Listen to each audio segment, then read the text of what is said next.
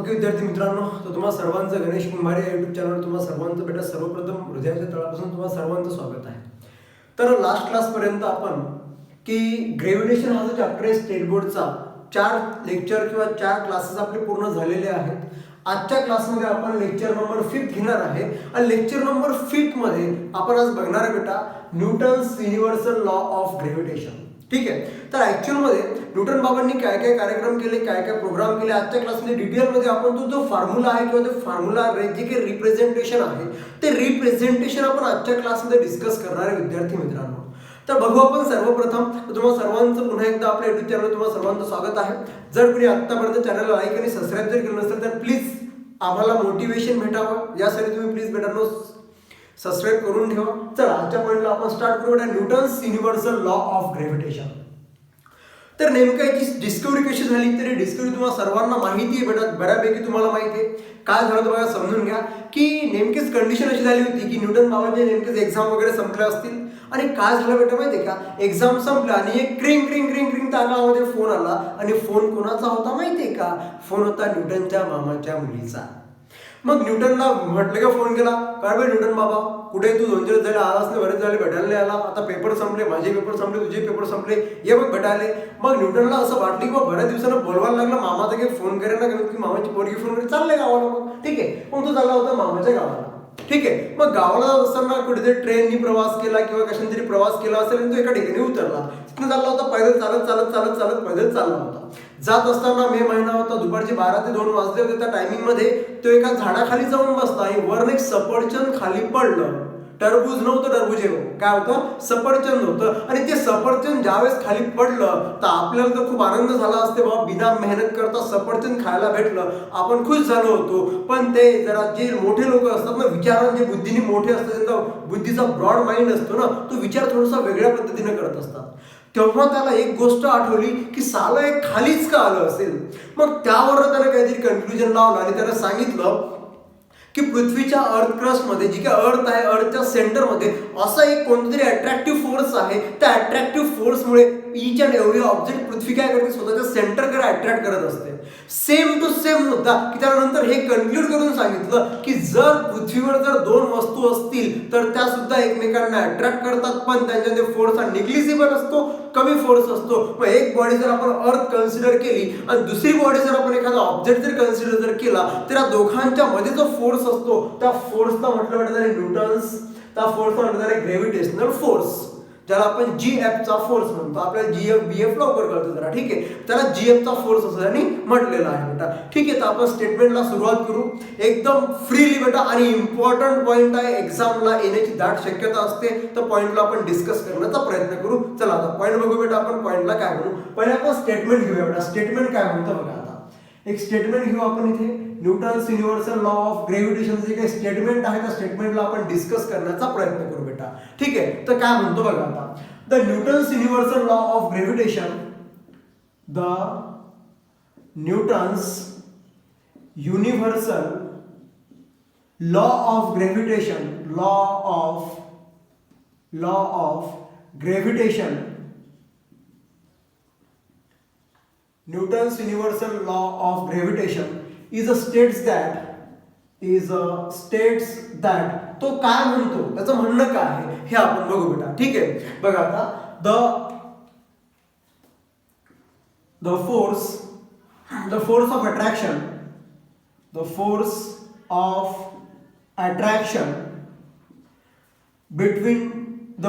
attraction between two object is directly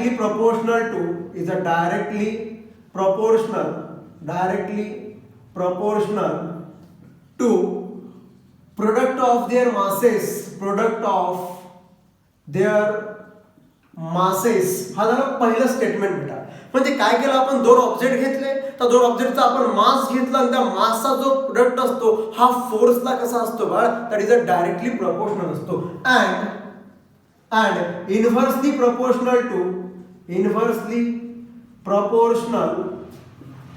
to square of distance in between them ठीक आहे, हा होता बेटा त्याचा लॉ, हा त्यांनी लॉ मांडला. लॉ काय मांडला बेटा त्यांनी माहिती का? The gravitational force is a attraction is a the Newton's universal law of gravitation is states that the force of attraction between two objects is directly proportional to product of their masses and inversely proportional to square of distance in between them. ठीक आहे, आता mathematically कसं represent केलं तर ते आपण बघण्याचा प्रयत्न करू बेटा. ठीक आहे, तर कंडिशन काय म्हणतो बघा. आता एक काम करू आपण, मॅथेमॅटिकल रिप्रेझेंटेशन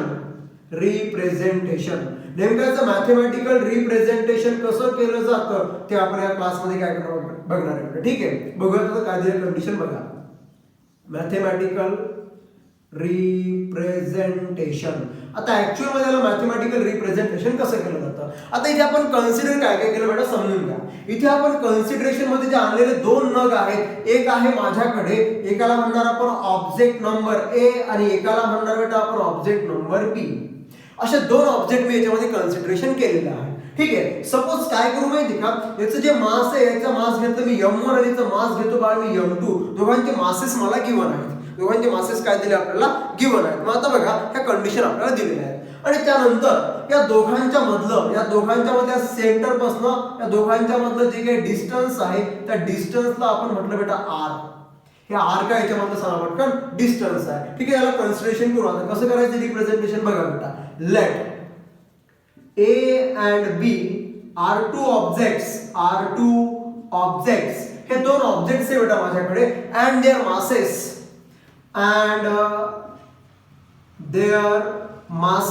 यांचे मासेस घेतला आपण बेटा. पहिल्याचा मास घेतला आपण m1 आणि दुसऱ्याचा मास घेतला आपण m2 रिस्पेक्टिव्हली.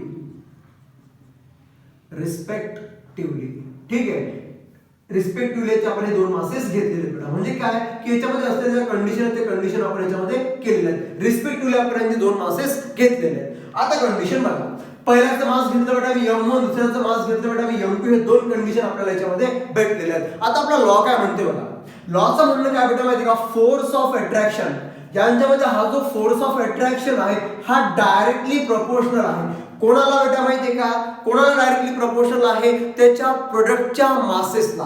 ठीक आहे, मग बघा अकॉर्डिंग टू स्टेटमेंट, बा स्टेटमेंट आपण काय लिहिणार बघा. आणि त्यानंतर आपण डिस्टन्स घेऊ बेटा. अजून एक मुद्दा करून घेऊ आपण याच्यामध्ये, अँड डिस्टन्स बिटवीन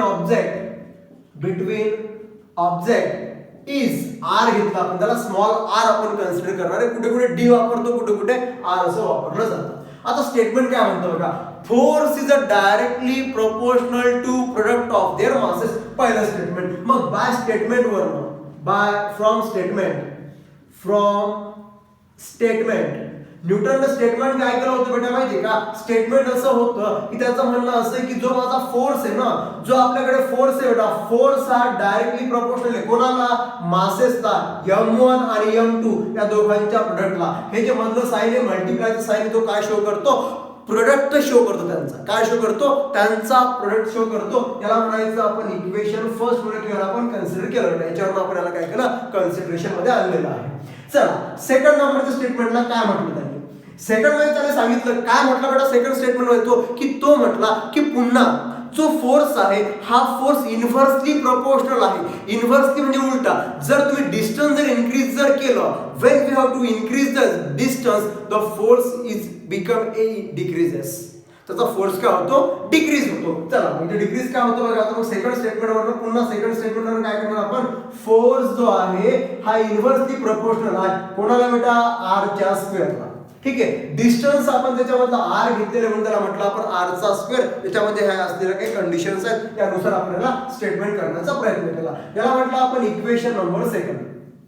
याला काय म्हटलं आपण, इक्वेशन नंबर सेकंड. आता कंडिशन समजून घ्या. पहिल्या स्टेटमेंटवर मी तुम्हाला सांगितलं force is directly proportional to product of their masses. आणि सेकंड स्टेटमेंटला काय बोललो आपण, force is inversely proportional to square of distance in between them. अबे देम म्हणजे कोण, हे दोन ऑब्जेक्ट m1 आणि m2 मास असलेले a आणि b या दोघांच्या मधले हे ऑब्जेक्ट्स आहेत बेटा. चला याला रिप्रेझेंट करण्याचा प्रयत्न करू. तुम्हाला इथे f दिसतोय, इथे f दिसतो. जर यांच्या जर यांच्या LHS आणि RHS आपण यांची LHS जर ऑब्झर्व केली, लेफ्ट हँड साइड जर ऑब्झर्व केली, इथे F आहे, इथे F आहे. मग बेटा from Rishta number first and second, 1 व 2 वरनं इथे F आहे, इथे F आहे, पुन्हा F आपण कॉमन घेऊन टाकू. इथे अल्फा, इथे अल्फा, अल्फाला कॉमन घेऊन टाकू. कॅन्सल. नंतर M1 M2 उचला. नंतर हा M1 M2 दोघांचं करू आपण मल्टिप्लिकेशन.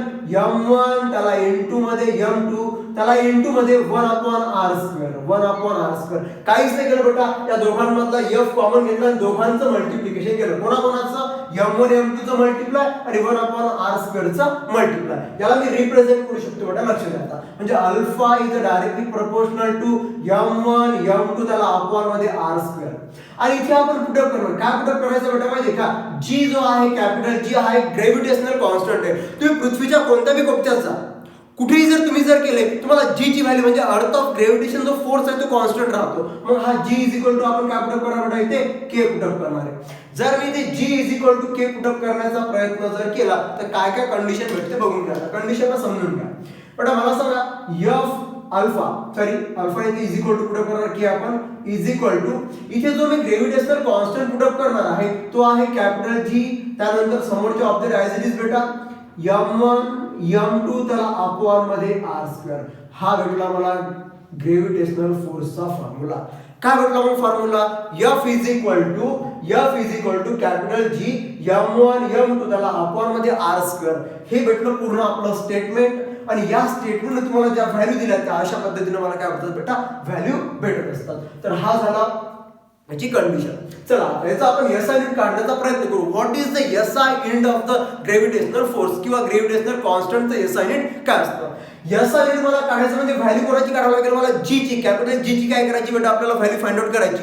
कॅपिटल G ची व्हॅल्यू फाइंड आउट करण्यासाठी आपण करणार काय हे बघून घ्या आता. क्या F ला ट्रान्सफर करा इकडे. जर मी F ला ट्रान्सफर केलं काय वाटतं? F ला इकडे ट्रान्सफर करू आपण म्हणजे काय वाटतं? सांगा पटकन. F r² is equal to, इथे राहतो फक्त कॅपिटल G. हा M1 M2 याला मल्टिप्लाय मध्ये आहे, याला या साइडला ट्रान्सफर करा. जर याला इकडे ट्रान्सफर काय व्हॅल्यू भेटते? M1 त्याला N2 मध्ये M2. म्हणजे फॉर्म्युला काय भेटला मला? G F r² अपॉन मध्ये M1 आणि M2. आता कंडिशन बघा, हा F म्हणजे काय बेटा? इथे F म्हणजे काय समजून घ्या आता. F जो आहे हा फोर्स आहे आणि फोर्सला आपण कशामध्ये मेजर करतो बेटा? Force we have to measure in a newton. फोर्सला आपण काय मध्ये मोजतो बेटा? इथे लिहून घेऊ आपण की फोर्स जो आहे ना, फोर्स जो आहे माझ्याकडे त्या फोर्सचं युनिट आहे बेटा, फोर्सला आपण न्यूटन मध्ये मोजतो. R काय बेटा? आपल्याकडे डिस्टन्स आहे. R म्हणजे जर माझ्याकडे डिस्टन्स जर असेल तर डिस्टन्सला आपण मीटर मध्ये मेजर करतो. ठीक आहे. नंतर हे जे मासेस आहेत, मासेसला आपण केजी मध्ये मेजर करणार.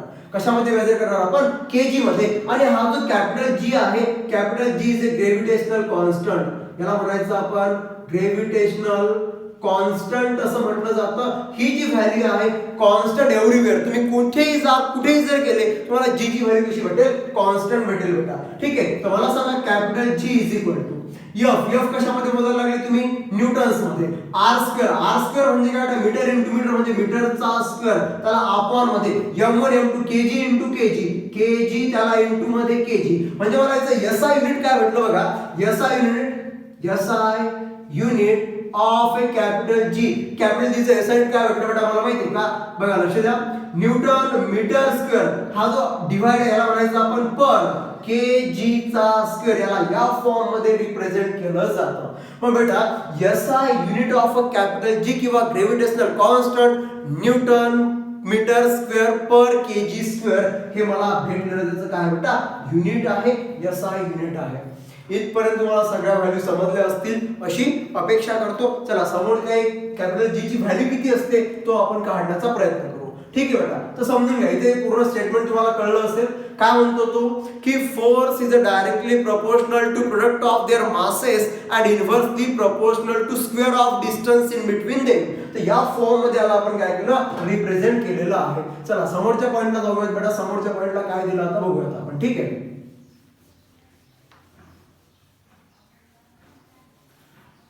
ओके. बघा काय दिलं मला? काय भेटली व्हॅल्यू? एवढी व्हॅल्यू भेटली. बट ऍक्च्युअली मध्ये G ची व्हॅल्यू काय भेटली बघा आता? Capital G is equal to भेटणारी value F R square upon M1 M2 हे झालं याचं SI. जर याला CGS मध्ये मेजर करायचं CGS, तर CGS मध्ये काय येतं बघा आता CGS मध्ये. तर फोर्स जो आहे ना, फोर्स आपण डाइन मध्ये मोजतो, डायन नाही याला म्हणायचं आपण डाइन. हा जो आर स्क्वेअर याला म्हणायचं बेटा आपण सेंटीमीटर स्क्वेअर पर. इथे येणार बेटा दॅट इज याला आपण केजी मध्ये मोजतो, याला आपण ग्राम स्क्वेअर मध्ये मोजणार आहे. कशामध्ये मोजणार आहे? ग्राम स्क्वेअर मध्ये याला मोजलं जातं. ह्या झाल्या याच्यामधल्या कंडिशन. आता ही जी कॅपिटल जी आहे, या कॅपिटल जी ची एक व्हॅल्यू दिली, ग्रेव्हिटेशनल कॉन्स्टंटची एक व्हॅल्यू बेटा. The value of gravitational constant, value of gravitational constant, तर कॉन्स्टंट ची व्हॅल्यू असते capital G is equal to 6.673 into 10 to the power -11. Unit बेटा हेच देणार तुम्ही. कोणते युनिट सांगा पटकन? Newton metre square per KG चा स्क्वेअर. ही झाली आपली कॅपिटल G ची व्हॅल्यू.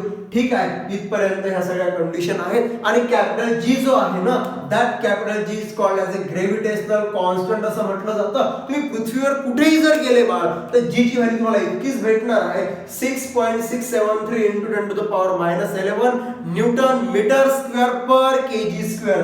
कुठे कुठे याला असंही लिहिलं जातं, कुठे कुठे याला असंही रिप्रेझेंट केलं जातं, न्यूटन मीटर स्क्वेअर. या केजीला वर घेऊन जर गेलो तर केजी रेज टू पॉवर -2 या फॉर्म मध्ये, अशा फॉर्मॅट मध्ये याचं युनिट कुठे कुठे रिप्रेझेंट केलं जातं. तुम्ही कन्फ्यूज व्हायचं नाही, कारण बेटा तुम्हाला सांगतो की जर याची व्हॅल्यू आपण वर घेऊन जर गेलो तर हा याचा रेसिप्रोकल आहे, तो वर जाऊन काय होतं, रेसिप्रोकल होणार, म्हणजे केजीचा पॉवर -2 होऊ शकतो. ठीक आहे, या फॉर्मॅट मध्ये याला आपण काय केलं जातं, रिप्रेझेंट केलं जातं. ठीक आहे, तर हा झाला आपला न्यूटन्स युनिव्हर्सल लॉ ऑफ ग्रेव्हिटेशन. तर ह्या त्यामध्ये असलेल्या काही कंडिशन्स आहेत त्या आपण समजून घेण्याचं काय केलं पाहिजे बाळ, आपण प्रयत्न केला पाहिजे. ठीक आहे, तर अशा ह्यामध्ये असलेल्या काही कंडिशन आहेत. तर थांबूयात आपण इथेच. आज तुम्हाला पूर्ण पॉईंट क्लिअर झाला असेल.